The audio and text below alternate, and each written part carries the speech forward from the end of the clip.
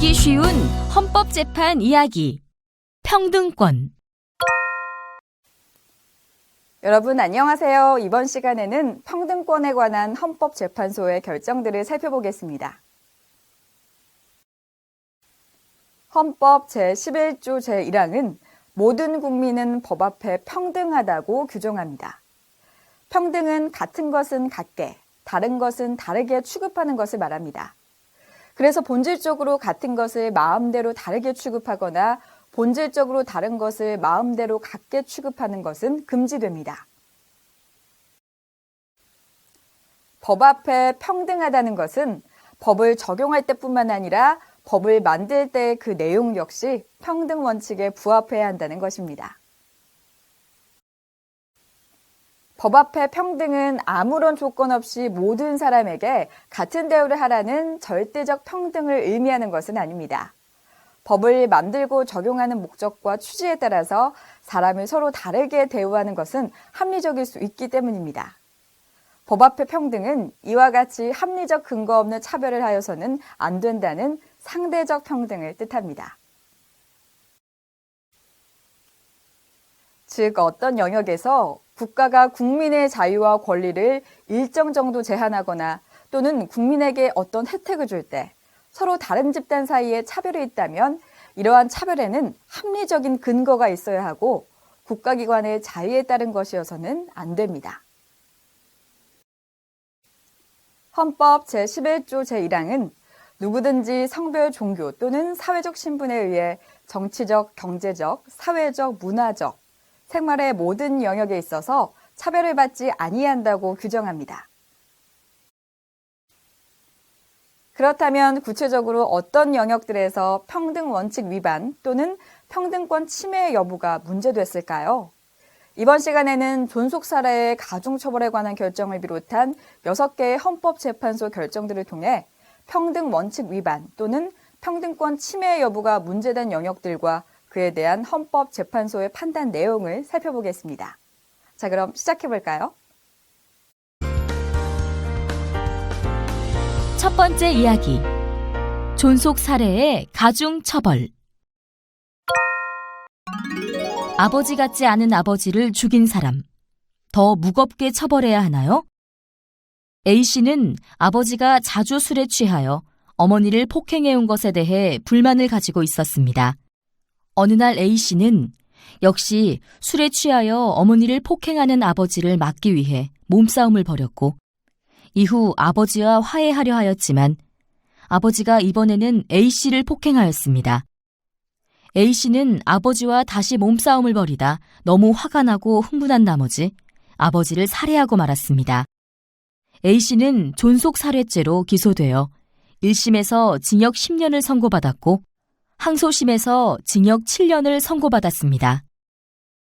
이 재판에 적용된 형법 조항은 부모나 조부모와 같은 직계 존속을 살해한 자는 사형 무기 또는 7년 이상의 징역에 처하도록 규정하고 있는데요.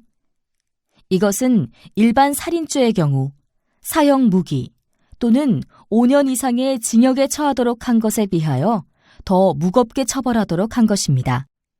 이러한 존속살해 처벌 조항은 평등 원칙에 반하여 헌법에 위반되는 것일까요?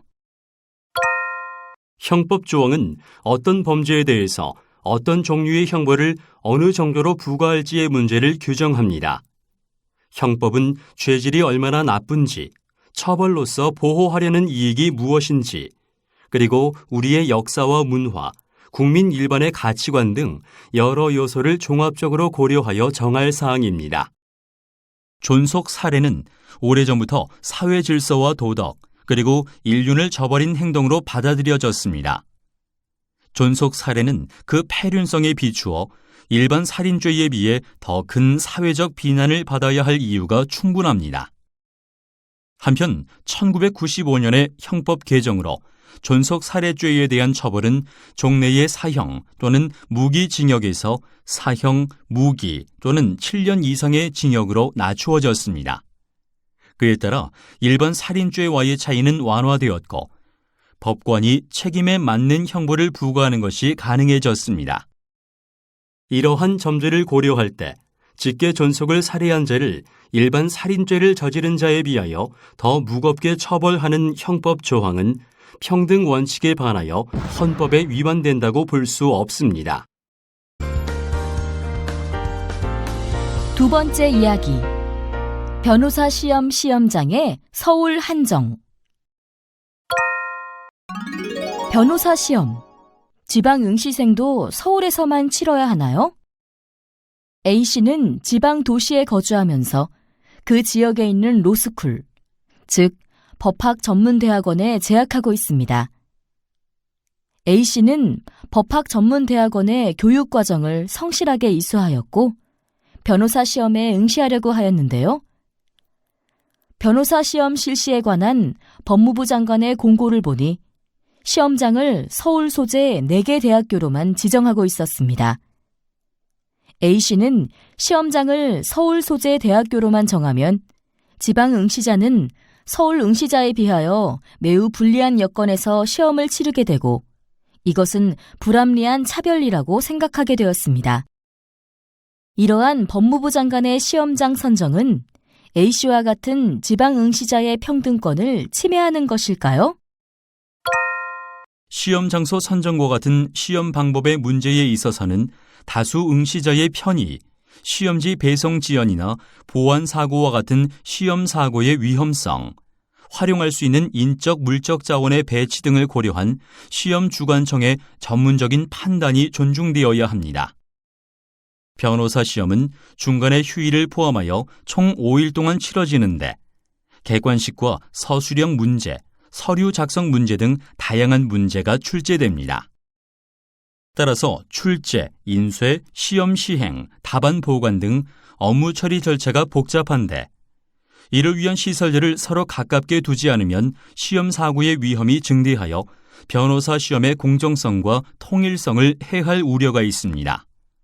따라서 변호사 시험을 하나의 지역에서 집중하여 실시한 것은 합리적 이유가 있습니다. 한편 법학전문대학원 정원 2,000명 중 과반수 이상은 서울권역법학전문대학원에 소속되어 있습니다. 또 지방권역별 법학전문대학원 소속 응시자들의 입장에서도 항공육상교통의 중심지인 서울이 다른 지역에 비하여 접근하기 쉽습니다. 따라서 변호사 시험이 집중 실시될 지역으로 서울을 선택한 것도 합리적 이유가 있습니다. 그러므로 변호사 시험의 시험장을 서울 소재 대학교에 한정한 것은 합리적 이유가 있으므로 지방 응시자인 A씨의 평등권을 침해하지 않습니다. 세 번째 이야기. 사실혼 배우자의 상속권 부인. 혼인신고 안 했으면 상속할 수 없나요? A씨와 B씨는 비록 혼인신고는 하지 못했지만 사이좋은 부부였습니다. A씨와 B씨는 작은 건물을 같이 사서 그곳에서 함께 아이스크림 가게를 운영하면서 살고 있었습니다. 그런데 3년 6개월이 지난 후 그만 B씨가 병을 얻어 세상을 떠나고 말았고 B씨의 어머니가 상속인으로서 아이스크림 가게 건물에 대한 B씨의 공유 지분을 물려받았습니다. 하지만 A씨는 B씨의 공유 지분을 상속할 수 없었습니다. 민법상 혼인신고를 한 배우자만 상속인이 되도록 규정하고 있어서 A씨와 같은 사실혼 배우자는 상속권이 없었기 때문입니다.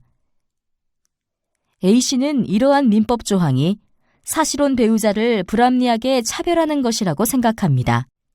이러한 민법 조항은 평등 원칙에 반하여 헌법에 위반되는 것일까요? 상속권의 내용과 한계는 국회가 광범위한 권한을 가지고 법률로서 정할 문제입니다. 상속으로 인한 재산상 법률 관계는 되도록 빨리 확정하여 분쟁을 방지하고 거래를 안전하게 할 필요가 있고 부부 이외의 제3자에게도 영향이 있기 때문에 명확하고 획일적으로 이루어져야 합니다. 혼인신고를 하지 않은 사실혼 관계는 외부에서 객관적으로 알기 어렵습니다. 따라서 부부 중 한 명이 사망한 후 사실혼 관계에 의문을 제기하는 다른 사람들이 상속을 둘러싼 법적인 다툼을 벌일 가능성이 큽니다. 그러므로 혼인신고를 한 법률혼과 동일하게 취급할 수 없습니다. 또 자발적으로 혼인신고를 하지 않고 사실혼을 선택한 것은 법률에 규정되어 있는 혼인의 효과를 받지 않으려는 적극적 의사에 따른 것입니다. 따라서 혼인에 따른 상속권을 인정하지 않는 것이 불합리하다고 할 수 없습니다. 이처럼 상속권에 관하여 사실혼 배우자를 법률혼 배우자와 다르게 대우하는 것에는 합리적인 이유가 있습니다. 따라서 평등 원칙에 반하여 헌법에 위반되지 않습니다. 여기서 잠깐! 헌법은 제11조 제1항에서 일반적 평등 원칙을 규정하고 있습니다. 이 밖에 헌법에서 특별하게 평등을 강조한 조항으로는 어떤 것들이 있을까요? 우선 헌법 제11조 제2항에서는 사회적 특수계급 제도를 부정하며 제3항에서는 훈장 등의 영전은 이를 받은 자에게만 효력이 있고 어떠한 특권도 따르지 않는다는 점을 규정하고 있습니다. 그리고 헌법 제31조 제1항에서는 능력에 따라 균등하게 교육을 받을 권리를, 제32조 제4항에서는 고용, 임금 및 근로조건에서의 여성 차별 금지를, 제36조 제1항에서는 혼인과 가족생활에서의 양성평등을 규정하고 있습니다. 또 제41조 제1항 및 제67조 제1항에서는 평등선거의 원칙을, 또 제116조 제1항에서는 선거운동의 기회균등을 규정하고 있습니다. 네 번째 이야기. 공중보건의사 경력에 재직기간 불산입.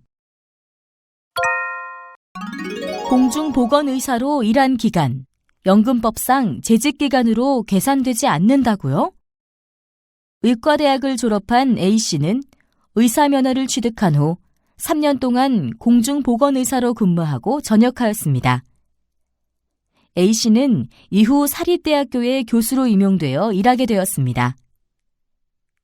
A씨는 어느 날 사립학교 교직원 연금공단에 공중보건의사로 복무한 3년을 재직기간에 합산하여 달라는 신청을 하였습니다. 그러나 연금공단은 A씨가 신청한 재직기간 합산을 거부하였습니다. 법률상 현역병 등의 복무기간은 재직기간 산입 대상이지만 공중보건의사로 복무한 기간은 산입 대상이 아니라는 이유였습니다. 이러한 사립학교 교직원 연금법 조항은 평등 원칙에 반하여 헌법에 위반되는 것일까요? A씨가 공중보건의사로 복무할 때 적용된 병역법에 의하면 의사, 치과의사 등의 자격이 있는 사람이 공중보건의사와 군의관 중 어떠한 형태로 복무할 것인지는 본인의 뜻이 아니라 국방부 장관에 의하여 결정되었습니다. 또 과거에는 군의관이 군인연금법의 적용을 받는 것과 달리 공중보건의사는 군인연금법은 물론 공무원연금법도 적용되지 않았습니다. 공중보건의사는 병역 의무 이행의 일환으로 의료 분야에서 일합니다. 또한 도서, 벽지 등 의료 취약 지역에서 복무하면서 그 지역 안에서 거주하여야 하고 복무에 관하여 국가의 강력한 통제를 받습니다. 따라서 공중보건의사로 복무하였던 사람이 사립학교 교직원으로 임용되었을 경우 군의관이나 현역병과 달리 공중보건의사 복무 기간을 재직 기간에 반영하지 않는 차별 취급에는 합리적인 이유가 없습니다. 따라서 평등 원칙에 반하여 헌법에 위반됩니다. 다섯 번째 이야기. 통상의 출퇴근 재해에 산재보상 불인정. 자전거 타고 퇴근하다가 다치면 업무상 재해가 아닌가요? 아파트 관리사무소에서 전기기사로 근무하던 A씨는 자전거를 타고 퇴근하다가 넘어지면서 버스 뒷바퀴에 손가락이 부러지는 상처를 입었습니다. 이 사고로 A씨는 일을 할 수 없게 되었고 생계도 어렵게 되었습니다. 산업재해 보상보험에 가입되어 있었던 A씨는 근로복지공단에 요양급여를 신청하였습니다.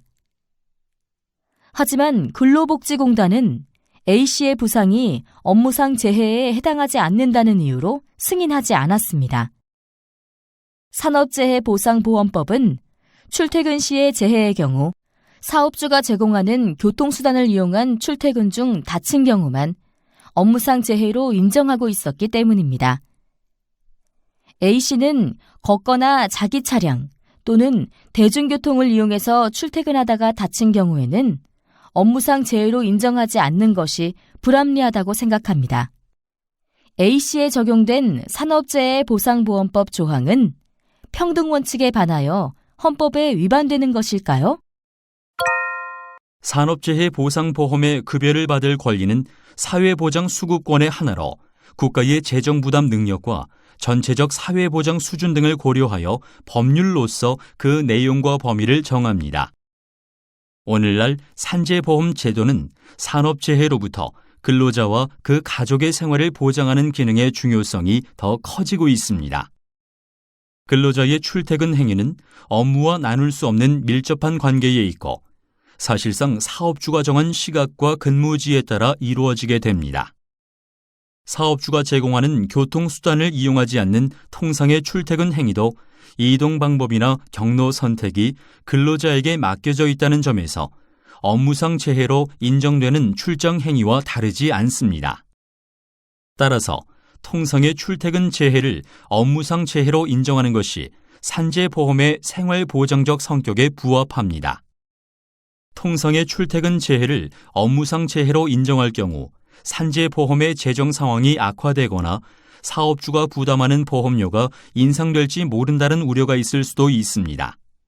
하지만 이 문제는 보상 대상을 제한하거나 근로자에게도 해당 보험료의 일부를 부담시키는 방법 등으로 어느 정도 해결할 수 있습니다. 반면에 통상의 출퇴근 중 재해를 입은 근로자의 경우 가해자에게 책임을 물어도 충분한 배상을 받지 못하는 것이 현실이고 이때 근로자와 그 가족의 정신적, 신체적 또는 경제적 불이익은 매우 큽니다.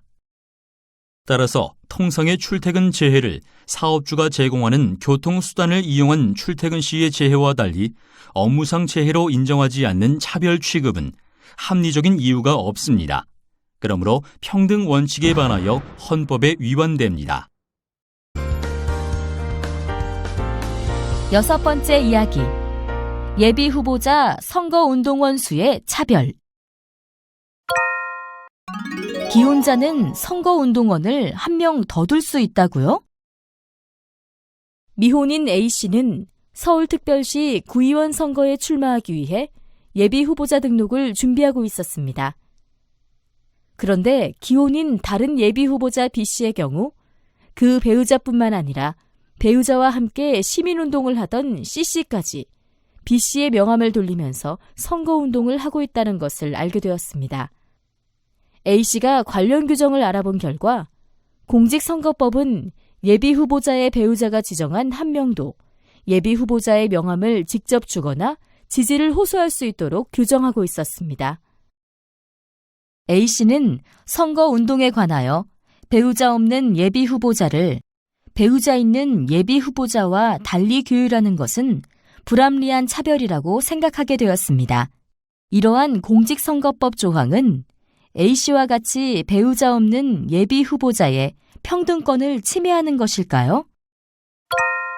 공직선거법상 허용되는 선거운동 방법에 관하여 미혼인 예비후보자와 기혼인 예비후보자를 차별하여 취급하려면 합리적인 이유가 있어야 합니다.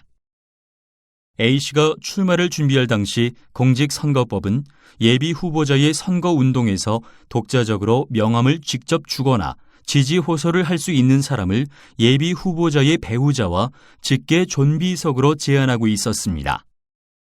이에 따라 미혼인 예비후보자는 불리한 상황에서 선거운동을 하게 됩니다. 그런데 기혼인 예비후보자는 이에 더하여 배우자가 지정한 한 명까지 명함을 교부하고 지지를 호소할 수 있도록 하면 배우자가 있는지 여부에 따른 차별 효과가 지나치게 커집니다. 이것은 상대방을 만난 자리에서 자신을 소개하기 위해 직접 주는 명함의 기능에도 맞지 않을 뿐만 아니라 정치 신인의 참여와 홍보 기회를 확대하려는 예비 후보자 제도의 취지에 어긋나며 선거 운동의 기회균등 원칙에도 반하게 됩니다. 이처럼 예비 후보자들을 배우자가 있는지 여부에 따라 차별 취급하는 것은 합리적인 이유가 없습니다. 따라서 배우자 없는 예비 후보자의 평등권을 침해합니다. 마무리하기. 인간은 누구나 동등한 인격체로 세상에 태어나지만 역사적으로 수많은 불합리한 차별이 존재했던 것이 사실입니다. 그러나 오늘날 우리 헌법이 규정하는 것처럼 모든 국민은 법 앞에 평등합니다. 그러므로 정치적, 경제적, 사회적, 문화적 생활의 모든 영역에서 불합리한 차별은 금지돼야 할 것입니다.